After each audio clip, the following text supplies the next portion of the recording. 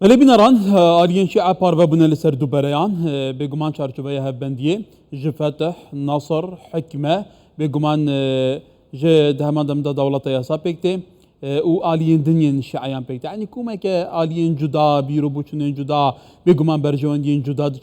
چارچوبه دانه و کومه که بریاران جیتی دادن کومه که سرکردان هنه گلی جاران هریک بخواه بریاره داده لی تیار صدر بگمان سنترالیزم هي السياسة دا تني مقتضى صدر سرپرشان كد تني يك آراسته هي يك بيچون هي يك بريار هي جبركو اوجي گل اجاره توازنه لسر آسته جاده جدوگاره دکتر ماجد شنگالی او پارلمانتاری عراقیه لدهوکی میوانه منه دکتر دمتا باش به گل اجاره ما بحث روش عراقی کریه ده بردوام جی بکین هکر از بی بپرسم ده چارچوبه وان گوهرتین دراماتیکی دا کو عراق بو پیتری محاکیت دا درباز بشخواه نیزی یازده محاکیت دا درباز به لانجام دادن هال بجاردن حکومت بیک نهاتیه گلو تدبینی هیچ نقشه‌ریه هیچ چیزیه که کو پروسس سیاسی راست داره بیدی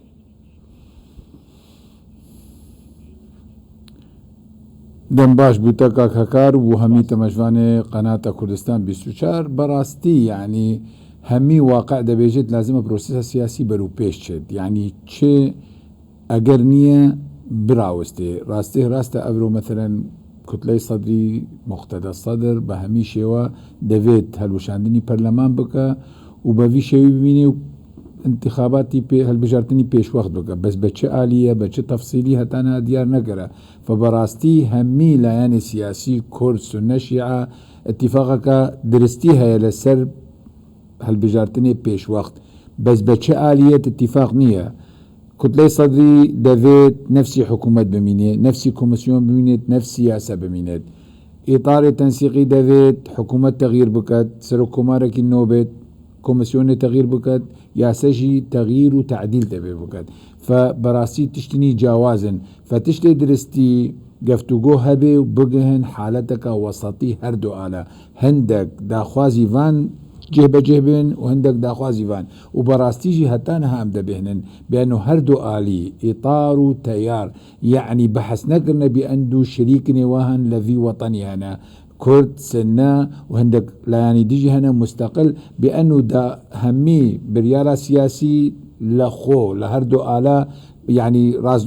راستقين كنا يعني بأنه بريارة سياسي بر هردو آلين إطار تيار وأفتش ندرسته درستي أم رايا ما سياسي هيا ومجي بريارة خوها ومجي رايا خوهنا بس أم لفي وقت دا احتراما واندكن منافي شي وبرو خرابتر شي بس براستي أمجي مرايا ما هيا لسر هالبجارتني بيش وقت لسر رياسة لسر كوميسيون لسر واقع سياسي لسر وان تعديلاتي أو داخواز كان لدستوري فبدرستي بربزانبن راستا افرو ام للايقين وكو تقريبا بصمتي تعامل دكن جاشيو برو خرابترنا شي بس شاغي دبي گفتگوی درستي مجي رايا خوها ومجي برياري خوها وطا دكتور مادام تف برسبي في اوي ازران ما بس تمنى ام هو صا گفتگوی خو بكين يعني قالوا وكو تاغوتينها هر تشتاق دي چارچوبه ها بنديه و تيار صدر دهات يكم كرن هر وكو عراق بس او تدابن كسدي تدا نبيت اگه تاغوتي هر دو پیکاتن سره کی کردستان هدی تنه تامش کرن دی چارچوبه دا گلو تا چند گرنگه کردستان جدی تماشاوان روشنه بن و گمان نقشه روان هبه بجدی او جلی سر 1% چاره نویساس حلوسته بکن نا بدرستي ما تكمله نقر سؤال تخويابي تأكيد نخشريها يعني مبادرة تالي حلبوسي مبهوريها مجسات وتواصل لقل هريمة كردستان بتايبجي لبارتي ديمقراطي كردستان لأن أو ده نقطي بحث كرين مبادرة حلبوسي أو دهي درچوين لبيان كومبونا حوار وطني براستي تقريبا مطلبي هميجي هانا بس مشكلة شيا مشكلة آلية سركية مشكلة حاضر نبوية لوي حوار وطني أو جي كتلة صدرية أفرو نرمبونا خوياب ويا لقال إطار تنسيقي للاي إطار تنسيقي بس هتا نها نرمبون للاي كتلة صدري خويا نبويا فبراستي لازمة أفيد نيزنجي تيار صدي وتايبجي بارتي وتحالف السيادة هندك تواصل لقال تيار صدي بكن أوجي هندك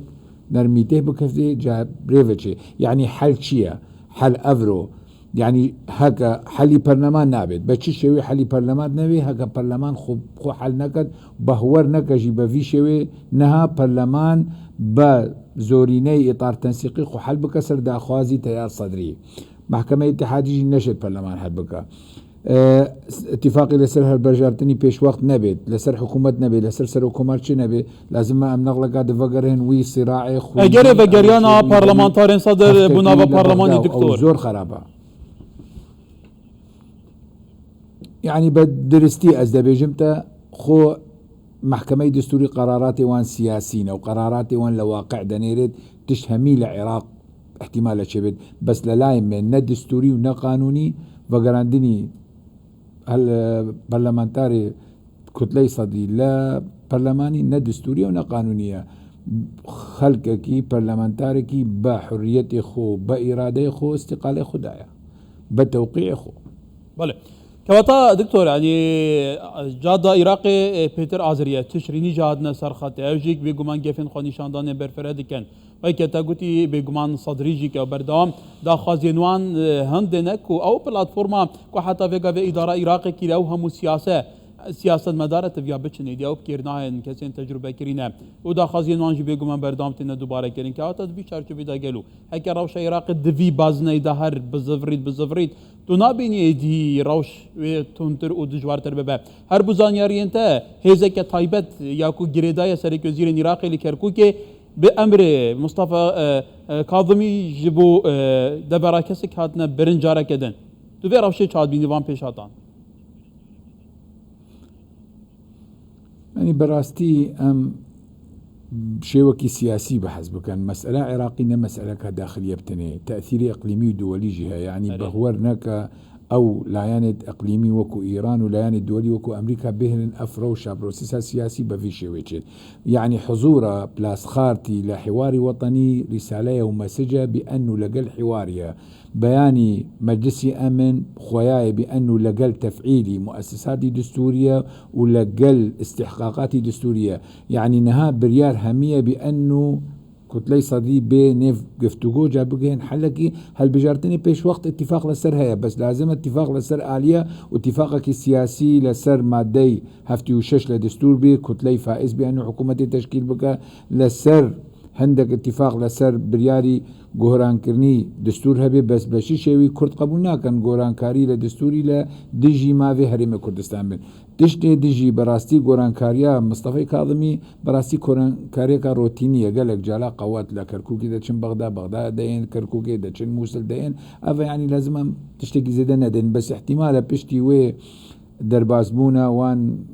خوبشاندان تيار الصدي وآلي دجي بو جرين زون براستي زور خطر هبي لسر همي حكومتي لسر بعثات دبلوماسي از بهورد كم او تبديل شبو لش برفي سببي تشتي ديجي ام بحثك واقعي بكن اذرو هكا حكومات نشد حماية منطقي محصن بك كرين زون لبغداد سبها هالبجارتني بيش وقت اف حكومة شاوة ده حمايتي مركزي انتخابي دكا اذرو هكا اعترافك بنتائج انتخاباتك شبو انتخاباتك دي بديتني مخو اعتراف جي شنابي ونتائجي تغيير نابن فراسته لازم مواقعك حاضر بكن بانه اعتراف وقبول كرن بنتائج انتخاباته بيت وكو بياني بارتي ديمقراطي كردستان قو ام بانتخاباتي بيش وقت انا هالبجارتيني بوش بس بشرطي قبول كريني نتائج انتخابات وافتشتينها تكرار نبيت افتشتي مهمة براستي ازدبينم حكومتي كاظمي تعامل دلقل مشكلتك بزور صمتي حكومة شيوكي سركية لحل ازمة ولی دکتر ایتی به عراق دبت شتیم پیش بینی نکری هبن اما پیتر بشو پینه بزنبین روش برفکی ببچید دکتر ماجد شنگالی پارلمانتاری عراقی لدهوکه روزه که خوش دکتر سلام